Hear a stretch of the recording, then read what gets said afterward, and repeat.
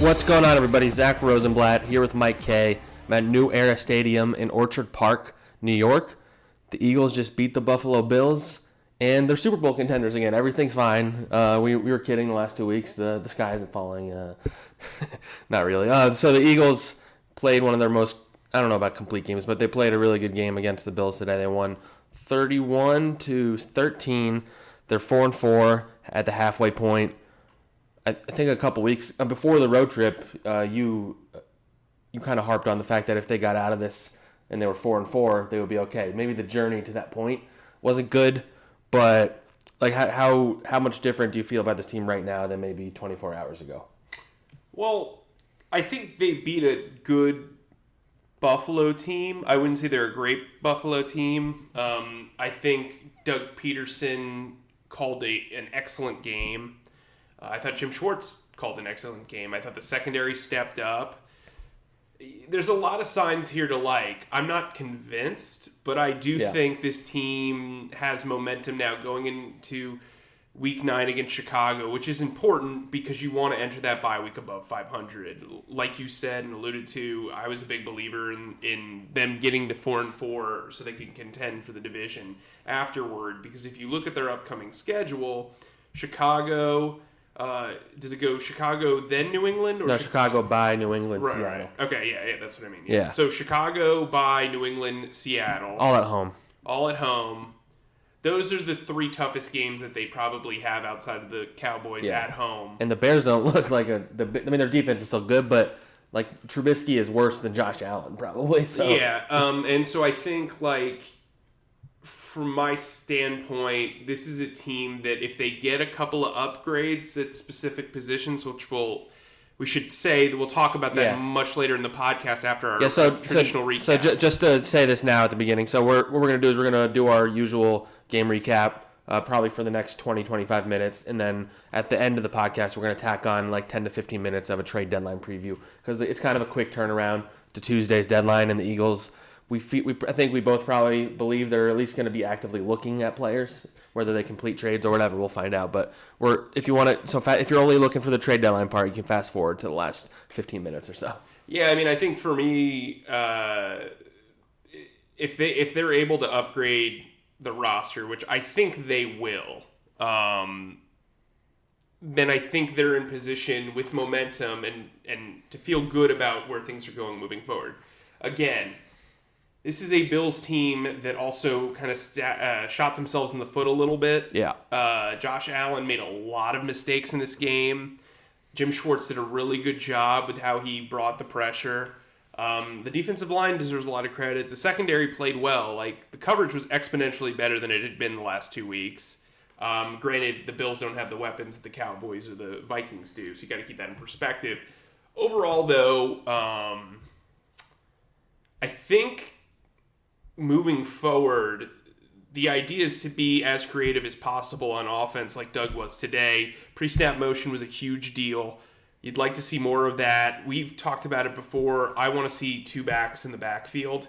They did that today. Where Jordan Howard is basically a fullback, yeah. Right, and sprung, Miles Sanders for the biggest run of his career. So and it spurred I thought a dude, where's my car? And Carson Wentz's reaction to it. He's like, that was sweet. And he said sweet like again, like I feel like 30 seconds later. Like I've never seen him say the word sweet before, but he was like so excited about that. Just overall, I think this team can build off this win. This isn't like a paper win. Yeah. They won this game. But moving forward, I would be tempted to say that it's a nice step in the right direction. They need to continue to do that. It's like 1 foot in the right direction, not 2 feet in the right direction. Correct. I will say, like, you have to give them credit for everything they did. They won on the road in Buffalo. It was really windy, rainy, and gloomy from the start of this game. And in theory, the Bills are used to that, so you'd think that would give them some sort of edge, but it clearly did not. The difference probably was some of those turnovers. I think after Brandon Graham had I guess it wasn't technically a strip sack. It was a strip, though, right? Yeah, because it was a design. Apparently he wants it to be credited as a sack. He probably won't get his wish. But I think after that they scored on 4 or 5 possessions or something like that. So this was like similar to the Packers game in that they just really used the ground game to set up the passing game as opposed to the other way around.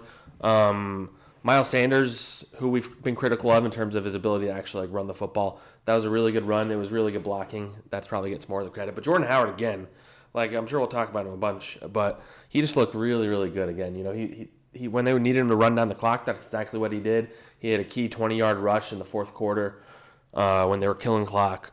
And like this dude just falls forward. Everybody on the team loves him. I've talked about in the past, and I've written about how I think they should extend him. But like this has to go down as, if not Howie Roseman's best trade he's ever made, then it's at least in the top 2 or 3, right? Well, I would say the trade up for Carson probably. But relative to like value and everything like that. Oh, value-wise, yeah. I mean, when you're factoring in everything. I would say Jay Ajayi probably over this trade, but when you think about it for what... He gave up less for Howard, and he's producing as much as Ajayi did. Right. So I think it's up there. I mean, I'd have to really think about it to, you know what I mean? Like, break down all of his trades. But, yeah, I mean, I think it was a great trade.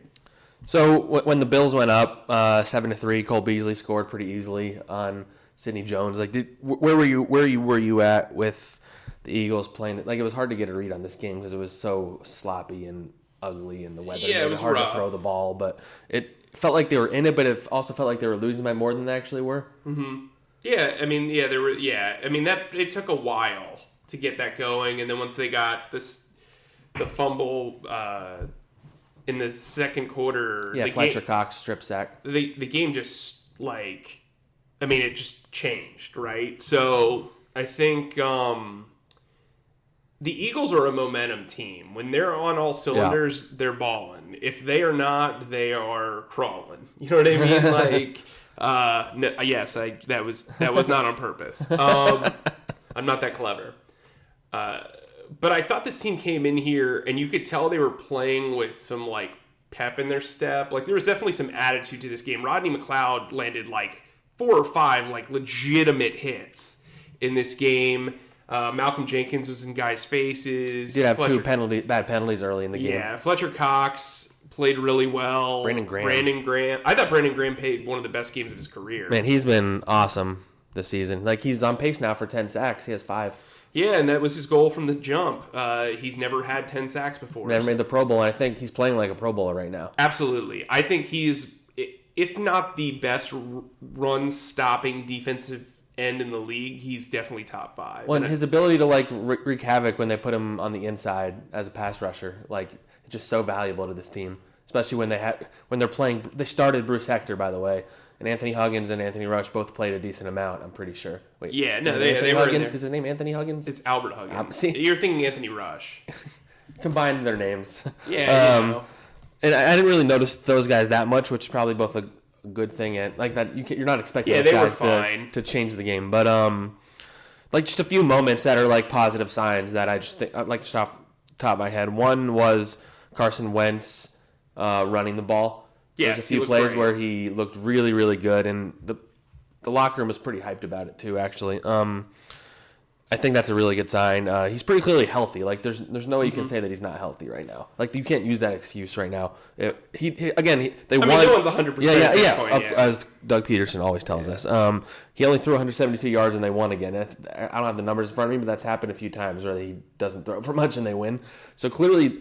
I'm not saying this team's better as a running team, but like clearly they need to run the ball well if they're going to win games. Like last year, people said that because they weren't running the ball well, but they weren't running the ball well because they didn't have good running backs. So this year they have the good running backs. So it's just probably because they don't have the pass catching options to make this thing work.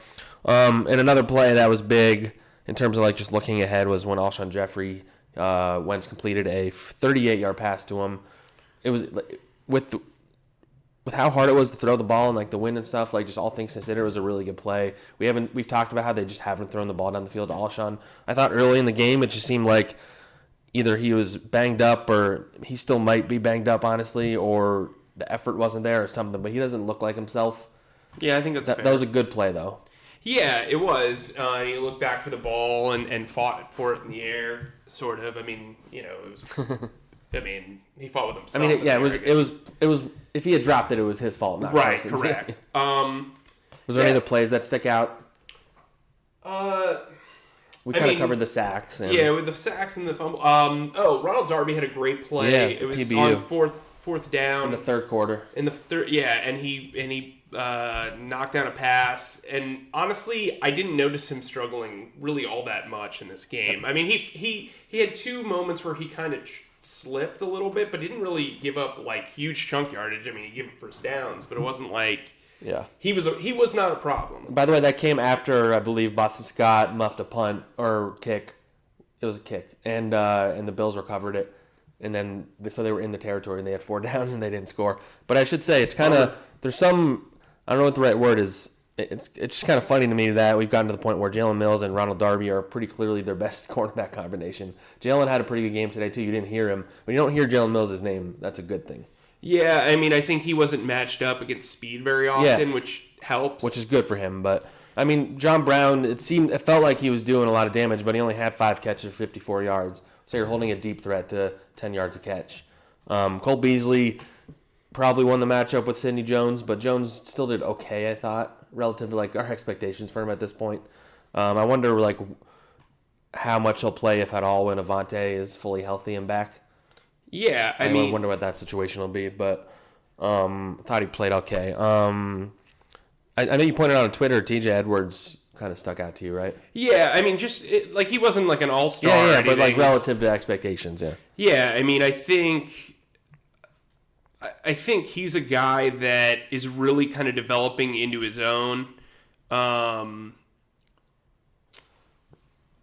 think he's a guy who, when we look at this team as a whole, they don't have a lot of young guys, and if he can be the next Camus, that's great. Because really, he was a guy that a lot of people talked about in the draft community. He had a really strong preseason. He had a good training camp. And this team likes him, and I think if they continue to give him opportunities, he's going to succeed. Like, Nigel Bradham was not playing well before injury. That's like the thing.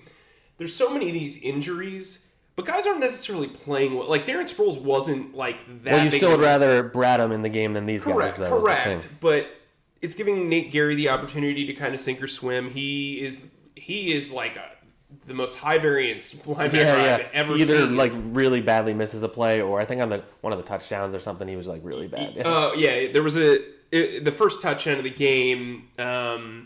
Josh Allen rolled out to, I guess that would be his right, and then he threatened to run. Nate Gary left his assignment pretty much, and Allen was able to connect for an easy touchdown, a wide open touchdown. So I think this is a game that when we look back on it, this could be the turning point, or it could just be an outlier. Yeah. An outlier. I will say this. Malcolm Jenkins was talking in the locker room. I got like literally the tail end. And someone asked him, if he had any comments now that like Orlando Scandrick said that, Malcolm made it personal, which was the most laughable thing ever. You basically called he was the one that made it personal. Yeah, you don't bring up the dude. And he's like, no, I got no comment. Oh, wow. Which, I missed the other... He made his comments the other day, so... Yes. But, so the guys talked a lot. So I guess since they had a players meeting, I believe on Wednesday, I think it was just a leadership council, which is like the main guys, Malcolm Jenkins, Fletcher Cox, Zach Ertz, guys like that. And it seems like everybody just thinks it was a good way to reset and be like, all right, we need to like stick together in this locker room. And I think Brandon Brooks, had a really good quote that I'll read here. He said after that meeting, he said, it reiterated what Malcolm Jenkins always says, which is we all we need. They said that a lot last year. When we're in that locker room, that's our sanctuary. We're not worried about any of the BS going on outside of the locker room. Guys saying this and this about the team, X, Y, and Z. We're not worried about all of that. When we talk about brotherhood in this locker room, we sincerely mean it. We ain't worried about the outside noise. So, like, it could have gone. Things can still go bad. Like, when they lose, things can go bad. But the locker room could have gone one of two ways after everything over the last 2 weeks. They could have completely fallen on their face, which I kind of lean towards that possibly happening, to be honest. or they could have used it as motivation and used it to bring everybody together. And that's the underlying message in the locker room. It's not like they're going to say like, yeah, we all didn't talk to each other all week. We hate each other, but we won anyway. So that's maybe that happened. I don't know, but it seems like this team is back on the right track, at least internally. Yeah. Yeah, I agree. At this point in the show, I'd like to offer a public apology to one Jake Elliott. So I was doing my studs and duds, and obviously it was windy. I named him as a dud with a caveat because obviously it was windy. It's understandable that he missed. But the reason why it's a dud is it's the first blemish on his thing. You know, he was perfect on field goals and extra points. And I guess we had a conversation, like, I went to the restroom and I came back like after 2 snaps and I'm like, he missed the field goal, and somebody said, yeah. And then I went back and I looked at the transcript and just read the different teams wrong, I guess, because I think you saw the other team had a missed field goal. Yeah. And so I was, we were, plodding away. But Jake Elliott, I apologize to you and your family. Avid No Huddle Show listener, so he for sure. Clearly, he'll get a kick out of this. Put up, bump. So just sorry, Mom. A few other things from the game. So the offensive line, I didn't think played great in pass protection necessarily, though I think Carson held onto the ball a little too long a few times. On the Andre Dillard, they were screens. Yeah. I mean, they were going hard on the screen game, and it worked, which really helps this offense. But Andre Dillard gave up a sack early. Lane Johnson had a few mishaps, I think. But Jason Kelce had a couple. Isaac Seumalo gave up a sack, I believe, or a tackle for loss. But overall, like the offensive line outside of Peters, like has stayed healthy, and like even more so than last year. Lane Johnson had his stuff that he was going through last year with his knee. Jason Kelce was pretty banged up all year. Peters was Peters.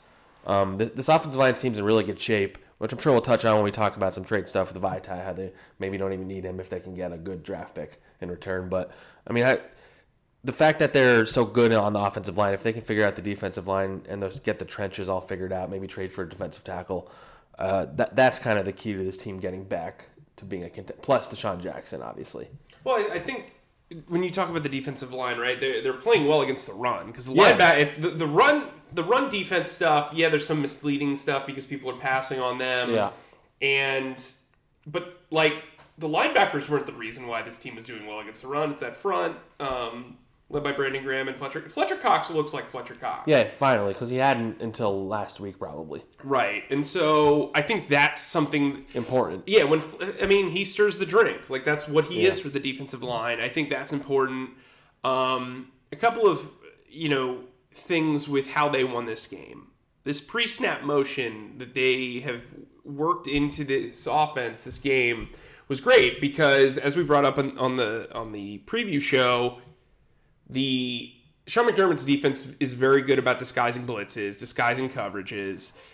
They use pre-snap movement to kind of get the Bills to tip their hand. And I thought it worked out really well. I asked Carson Wentz after the game, why did he think it worked so well? He said it's something that they like to do every now and then, but it just kind of seemed to work in this setting. They used Miles Sanders quite a bit in motion. Nelson Aguilar was used in motion pretty regularly. He had kind of a different role in this game. It was a lot of... Miles?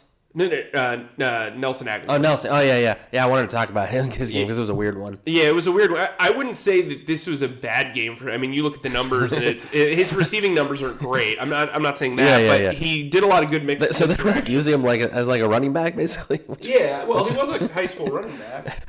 I mean... So the first one worked, and then they tried it 2 more times, end around. Right. And the other 2 just, were not as well run. He had 4 catches on 4 targets for 7 yards. He's just not a threat as a receiver right now.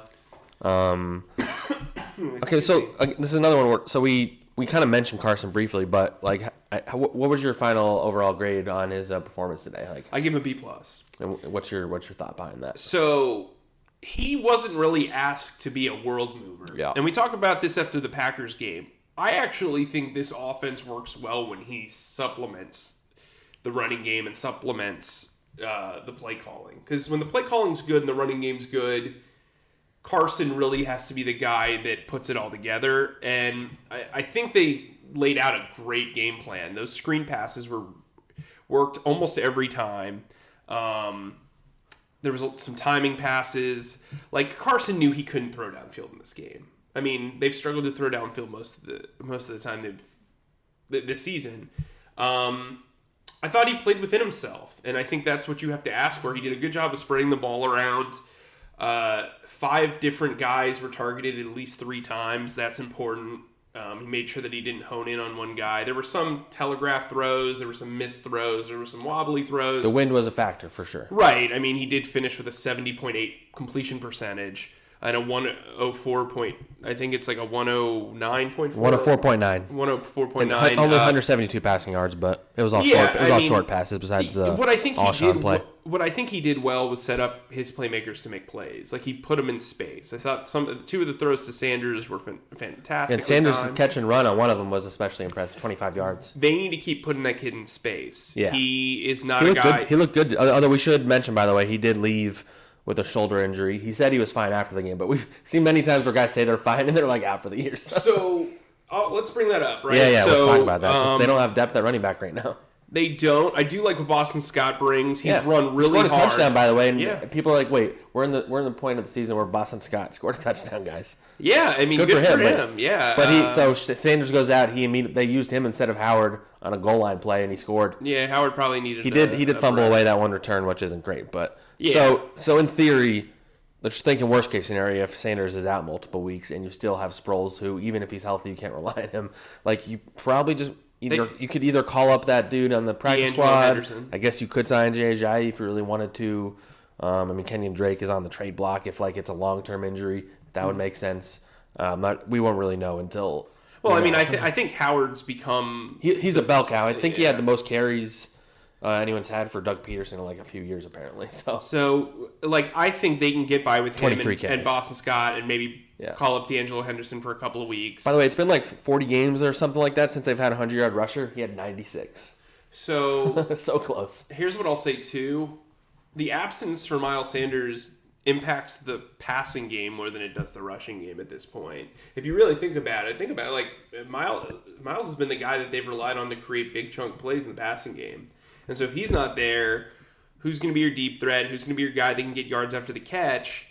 That's why I'm more inclined to believe that the move is to trade for a wide receiver, especially a deep threat. We'll get into the trade discussion in probably a couple of minutes, but that's clearly lacking.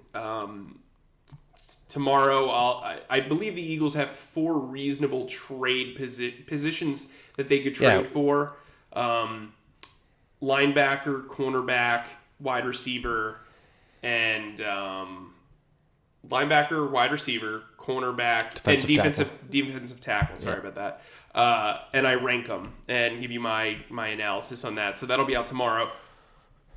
But I think the most obvious issues are cornerback, wide receiver, and defensive tackle, not in that order. I think they're more likely to add a wide receiver or a defensive lineman than they are a corner. Yeah, I kind of lean towards them not even trading for a corner, honestly. Darius Slay is apparently going to be available. So let's put a bow on the game before we get too deep into the trade discussion. So they're 4-4. The Cowboys, I believe, are off this week. They are. So these next 8 games, so how do you?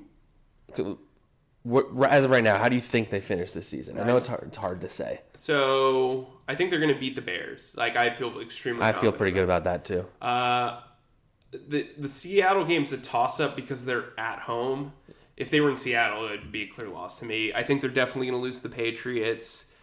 And then you have the Cowboys at home, Giants at home and the road, Redskins on the road, and the Dolphins on the road. They beat the Dolphins. They'll beat the Redskins. I think they're going to beat the Giants. Both times.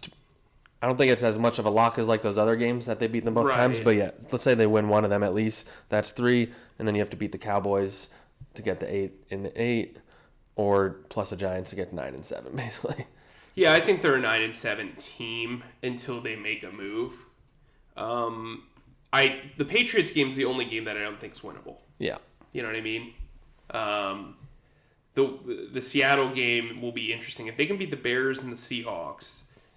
then you're probably looking at 10 wins. The thing that's interesting about this team is, so if Howie makes a trade, the air conditioning just went on. So if you hear a loud noise, all of a sudden, that's why.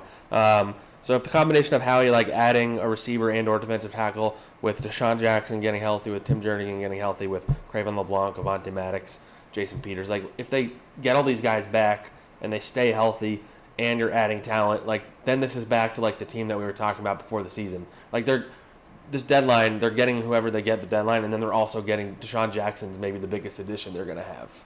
Yeah, and I think if he can stay healthy, of course. If they can get him back after the bye, I don't necessarily think they need him for Chicago.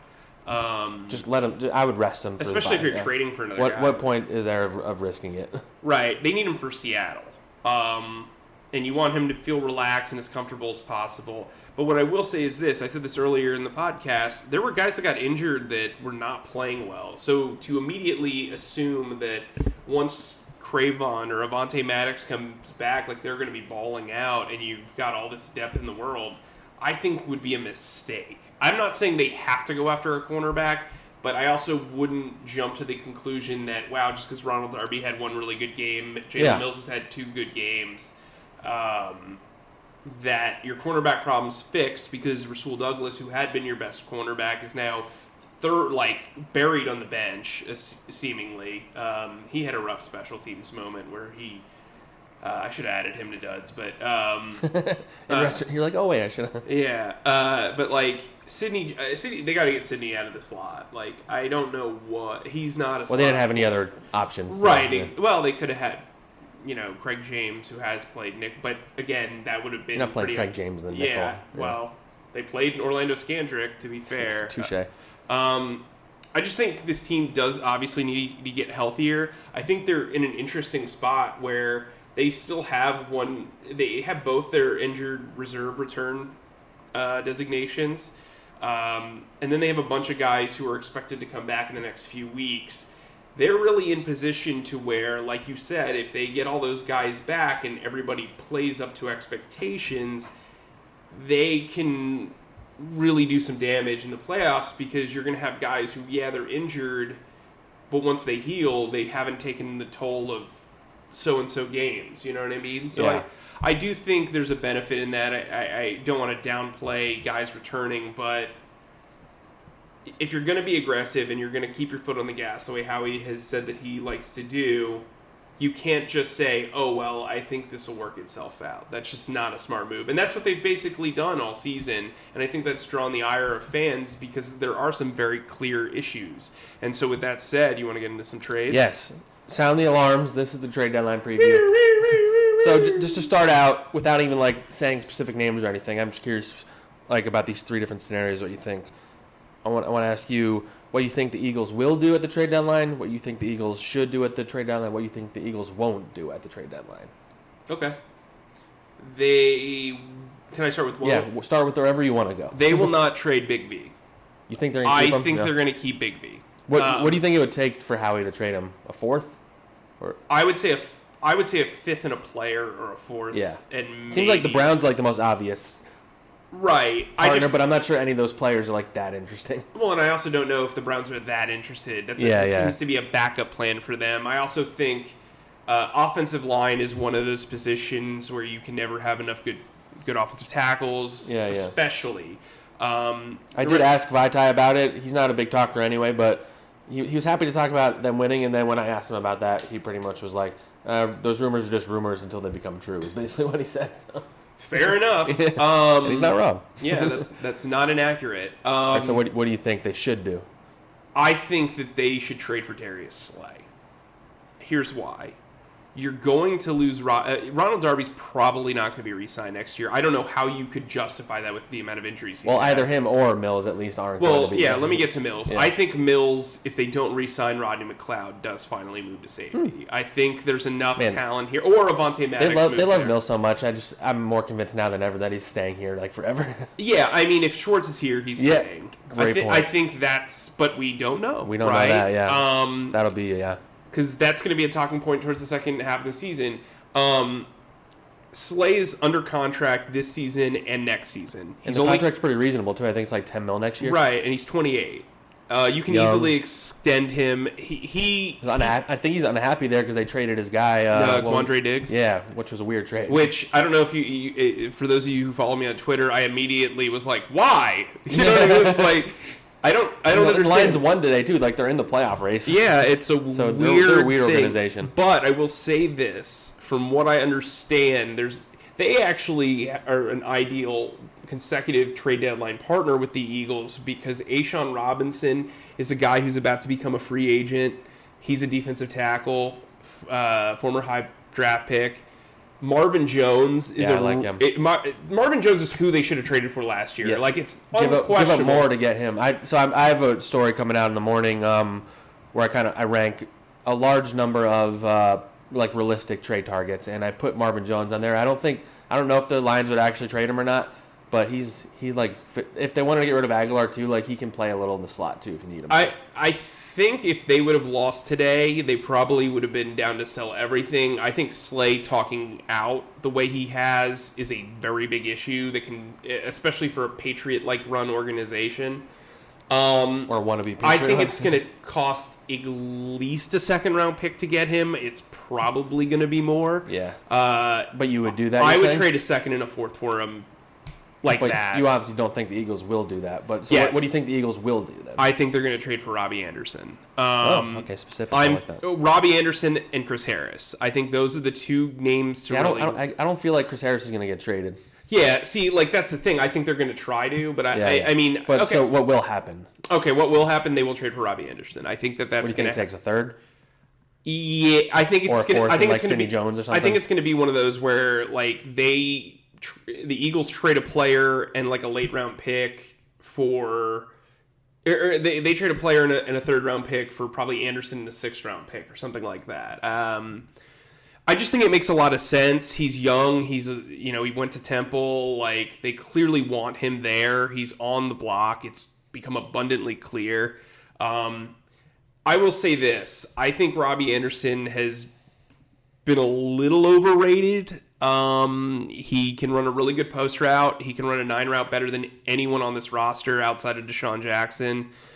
But I wouldn't call him a number one wide receiver. So I think trading a third-round pick for a guy who's got an expiring contract is a little bit of a gamble because you just did that with Golden Tate. Did not work. Yeah. And it bombed. I mean, I guess you could justify it with the touchdown against the Bears. This makes more sense than that, though, because Golden Tate, at the time, Nelson Aguilar was a big part of the offense, and they got a guy who played the same position as him. Anderson's an outside receiver. And I also think... the reason why I want to see them make a trade, I don't care what it is I want to ask Howie Roseman what he learned from the Golden Tate trade. Like a year later, right? Because we've seen the negative effect it's probably had on Nelson Aguilar, even into this season. I think that's a fair thing. About finding a role, like maybe that hurt his confidence. Maybe it just, it exposed some of his weaker characteristics, and that's why he's been put in different positions.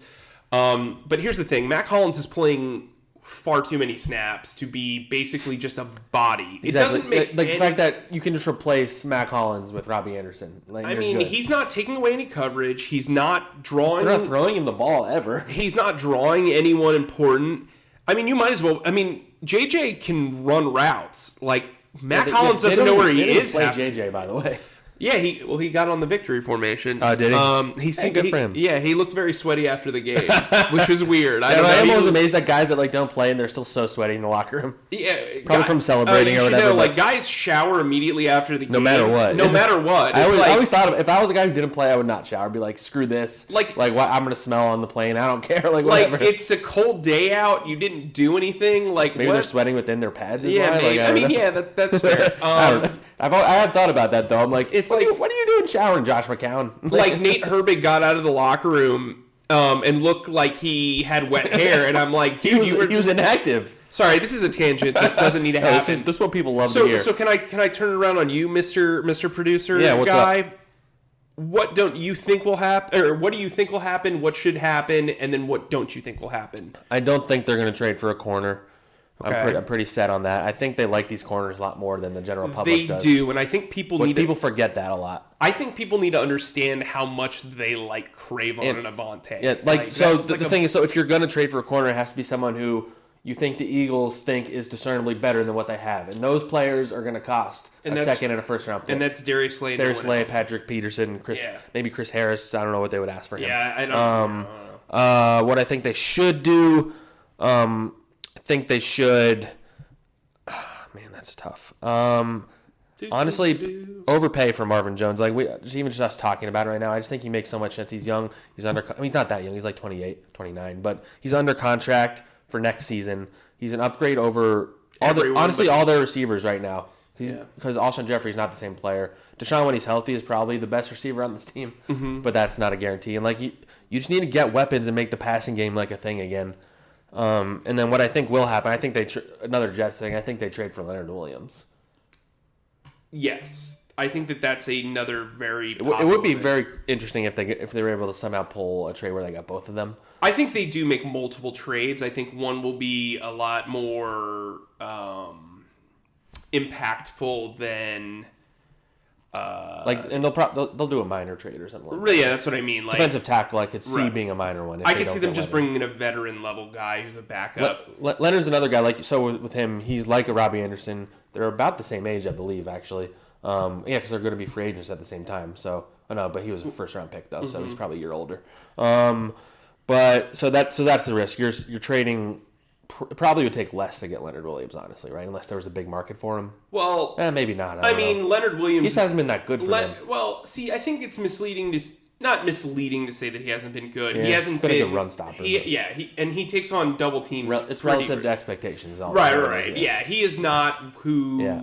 I thought he was going to be an absolute star in the NFL. Right. I mean, he had a great second year, and then he just seems like a prime change of scenery guy. Where if he's in Philadelphia, he's not taking on the same blocks that he's taking on in New York. He has Fletcher Cox, who obviously he's never played next to somebody like that because the Jets haven't had a player even a Pro Bowl level on the defensive line in a few years. Brandon Graham and Derek Barnett, I just think it'd be his ability to play inside and outside fits what Jim Schwartz likes to do. If he plays really well and you like him, he works still with Malik Jackson coming back next year because you can put him on the outside if you have to. He can be both the third defensive end and third defensive tackle or something. So let's talk about the pros and cons of that real quick. Because Leonard Williams is a guy who I do think makes a lot of sense. The pros of it, you obviously get like an 8-game audition. Yeah. On top of that, he's a young guy who could probably fill Timmy Jernigan's spot if Jernigan's not re-signed in this upcoming offseason. He is young. I don't think Joe Douglas would sell Howie. I don't think he would give him a buddy discount because there is the compensatory pick formula at stake, which I think, honestly, that's something the Eagles need to stop worrying about a little bit because, as we've seen with Golden Tate, Jordan... It's not even going to work out that way. Yeah, Zendejo's on this roster. Although it was interesting today, he really only played special teams. Like, he played some snaps I'm going to look up on how many defense. snaps he played right now. Yeah, that's true. I never noticed him. Well, they actually did an interesting thing where they were lining up 4 linebackers pretty consistently. And I think it was because they assigned Nate Gary to spy on Josh Allen. Which makes a lot of sense because of his speed. There was one play where they had 4 linebackers in. Yeah, that's literally what I just said. Sorry. I was looking. He does this all the time. He doesn't want to hear what I have to say. I can only focus on one thing at once. Yeah, so he only played 23 snaps. Right, total. which is lower than... He said it says 2 of them were on the defensive line, so that's not Hey, good. there you go. He probably sent us a blitzer. So who do you think, to change a little bit, do you think the Eagles trade away any players in particular? It seems like Sidney Jones is like the obvious one. Sidney and Nelson are the guys that I look at, and I'm like, okay, I don't know what you're going to get. I feel like what Eagles... What are you going to get for them? Yeah. I feel like Eagles fans I mean, every fan base does that, but... Well, because you only think about it in terms of how my team can get better, not how the other team can get better. Right. It's got to be a two-way street. I do think that Nelson Aguilar would make sense for a team like Arizona, who is probably going to move on from Larry Fitzgerald. It loves being out on the West Coast. It makes sense. I know you and I got into a debate because they have Christian Kirk, but, there's not a ton of wide receiver talent there. I mean, Isabella's good. Like 3 guys, though. Yeah, I mean, it would be... So what value does a guy that's going to become a free agent have for them? I don't know. I mean, maybe he's the slot... I don't know. Who knows? Anyway... Exactly, because you don't have a reason. But I mean, like, he could be but that's the thing. Like, Nelson's not a number one. I don't even think he's a number 2 wide receiver. So why do the Cardinals want him? Well, why would I'm just trying to find teams that it makes sense for. Yeah. I said the Panthers were a team that they don't have their slot receivers aren't great because I think Curtis Samuel and DJ Moore are on the outside. Yeah. I mean, this could be a team, the Bills, that might make sense for Nelson. I mean, he didn't have the best performance, but they don't really have a lot of wide receiver depth. Yeah. You know, they have John Brown, they have Cole Beasley, but really, I didn't notice any other wide receivers really. I think when we're looking at this team moving forward, when you're going to make a trade and you are in position to contend, the only way you're going to be a seller is if you feel like somebody's going to overpay for a player. Or if the Eagles have a receiver coming in so they don't need Aguilar anymore. Right. I'm not convinced Aguilar's going to make a lot of money on the free agent market. No. I think he's going to have to settle for a 1-year deal. I think he'd garner a 6th-round compensatory pick. Right, which at that point is it really... Yeah, how much... You can... In theory, you should be able to get a 5th round or a 6th round for him in a trade. Well, this is why I find the compensatory pick thing maddening. Yeah. When it's Nick Foles and it's like a quarterback and he's getting paid and you're getting a low 3rd round pick that's essentially the top of the 4th round, that makes a ton of sense to me. But when you're going to yourself, like I see all these articles and I see Twitter and everybody's like, yeah, they should definitely trade this guy for a 4th round pick because they're definitely getting a 4th round compensatory pick. A year later, by the way. It's not right now. Right. But on top of that, you don't know that. Things can change. Yeah. I mean, we've been watching the Golden Tate compensatory pick, phenomenon for When his changed too because he got suspended for 4 games. Right. So you don't know all this stuff. You don't know what's going to happen. There's always some risk in any sort of trade. Except for the trade when you make a trade for Jordan Howard, who is clearly earning that 5th round pick for the Bears. Yeah. You know what I mean? I'm actually really interested to see Bears week because Jordan Howard was sold for nothing for a travel thermos pretty much, and this is a guy who, in my opinion, has been the breakout performer on offense this season. Yeah, like we talked about last week, how guys who have exceeded expectations, him for sure. Yeah, it's him and Jake Elliott. I think we were higher on him, generally speaking, than most of the public was. But yeah, we got a lot of crap for saying that we thought that he would be the guy. Because it's the idea that he's the slow running back who doesn't have much juice, but he falls forward. He uses strength and he's smart, I think. Yeah, I mean, he knows what he's doing. I think that's what the situation is, and I know he's going to be asked a lot about that. And if Miles Sanders can't play, he's going to be playing a lot. So that game's going to be interesting. I also think if Miles is even the slightest bit injured, you do not play him next week because you're going into the bye. Give him an extra week. Give him a couple weeks, yeah. Just go all Jordan Howard. Yeah, Jordan Howard, Boston Scott can sprinkle in, but I'd like to see this team have a true workhorse back for one game. And see how it goes. Yeah, test it on for a fit. You know what I mean? I think Jordan Howard's ready. They have actually let him take over drives, which you and I have been talking about it, and it needed to happen. And I think they've realized how important Jordan Howard. I would extend him. Yeah, I would extend him weeks ago. I would extend him during the bye week. I think he's the one guy on this roster. Him and Sanders can play together for years. Yeah, they're perfect for each other. It's clear that Sanders is. They are soulmates. Okay, but it's extremely clear that while Miles had a good game today, he is not ready to be that featured. Well, that's the thing. He's good in the small doses because you can throw him in there and he can make a big play. But if you ask him to take 12 carries, he's probably going to gain 2 yards or less. Yeah, he ran pretty confidently today, but that's just the one game. Yeah. It's the same thing we said. And it was after 4 weeks where he was barely running the ball. Right. So again, I think their outlook moving forward is to enhance the offense because I've said this about 1 million times since the offseason. This season was supposed to be about making Carson Wentz as comfortable as possible so that he can produce at the highest level. He's not produced at the highest level. He's been very good this year, but there's still some untapped potential in the season for him. And I think adding somebody like Robbie Anderson or Marvin Jones can help you in that regard, especially when you have somebody like Miles Sanders potentially out of the lineup for a couple of weeks. We'll obviously keep track of Miles Sanders' injury. I don't know if we're going to get an update from Doug. He never seems to actually update anything on Monday. But we'll be there throughout the week. We'll have all your trade deadline coverage. We've got some good stuff coming in the morning. And I think we'll be doing some Twitter mailbags probably to kill some time on your work day. And, we'll have you covered from every angle, I guess, on the trade deadline. Yeah. Emergency pods. There's hopefully the Eagles do something big so we can do an emergency pod. We haven't had one of those in a while. People love a good emergency pod. I want to talk to Howie. That's really he doesn't talk to us in the midseason unless they do a trade. So yeah, and he lucked out last year. And I was in Europe last year. Yeah, so. he lucked out last year. I think it was like half the beat group wasn't even in I think America. I think there was like 6 of us. I got in like you got in 45 questions. I got in like 4 or 5 questions, which is nuts for this market. So it was interesting. All right, so. I don't know if I got the. I'll put the time. If you got to this point, you don't care about the timestamps, but I'm going to put the timestamps on the description for when the trade deadline stuff came in. Anyway, you're such a swell fella, there, Zach. But we'll wrap it up on that note. We'll have another pod for you. Maybe Tuesday, maybe Wednesday, maybe both, maybe neither. I don't know. Who knows how this week's I don't going to know. go. Maybe Zack will get traded. You never know. There are rumors. There are rumors out there. Yeah. All right, we'll wrap up on that note. Leave some comments, write some reviews. Bye, guys.